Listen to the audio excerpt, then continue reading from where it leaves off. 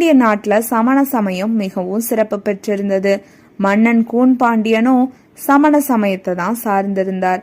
ஆனா அவருடைய மனைவியான மங்கையர்க்கரசியாரும் அமைச்சர் குலச்சிறையாரும் உறுதியாக சிவநெறியில் நின்றிருந்தாங்க.